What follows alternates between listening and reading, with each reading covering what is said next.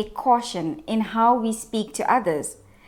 That is, we make sure that we are respectful and kind in our words.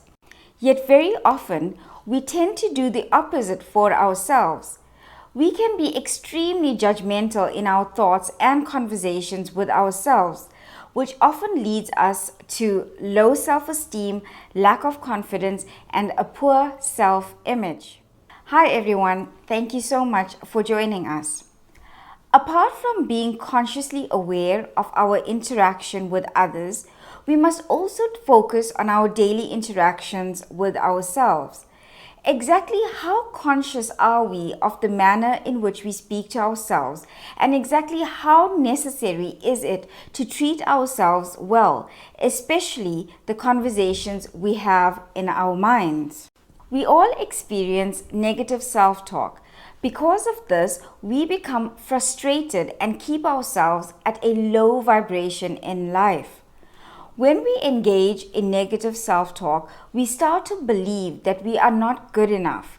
We start to believe that we can never succeed or achieve whatever it is we want to achieve. Maybe we feel too old, or there is not enough time, not enough money, or we may not feel as privileged as others. We begin to fit ourselves in a box instead of setting ourselves free from these limiting habits and beliefs. However, when we become conscious of ourselves and our thoughts, we can reverse the process. Instead of filling our minds with negativity, we can replace it with positive conversations. Affirm to ourselves, I am good, I am special, I am love, I am happy, I am at peace, and I am a part of the great divine family, and divinity is within me. I love myself as the divine loves me. I am complete just the way I am. Below is this little story I would like to share about the consequences we face when we do not consciously speak with others and with ourselves. It may seem inconsequential, but it demonstrates how a little change in how we speak to others and ourselves can transform our lives and relationships. There was a man who lived in our community many years ago. The first time I saw him was when I moved into a block of flats close to where I worked. Nobody in the area judged him. They simply let him be. At first, I would feel very edgy around him. He seemed mentally challenged and didn't talk to anyone. He lived and slept just about anywhere he could. The only time he would speak was to utter a simple word, hello, especially when he would knock at the door for a plate of food. I never made eye contact with him, but I would often pay attention to his presence, especially when he was around. One of his sleeping places was in the basement of our block of flats. Every morning at around 5 a.m., while it was still quiet and people were only starting to stir in their beds, I would hear this man outside the building having a conversation with himself. It was a vulgar conversation, and at first I would wonder how a man who was homeless, had nothing, relied on handouts, and who rarely ever spoke could be so vulgar and rude when he did speak.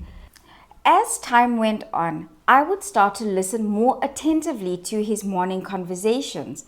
And to my horror, I realized that he had the exact same conversation, word for word, with himself every single morning.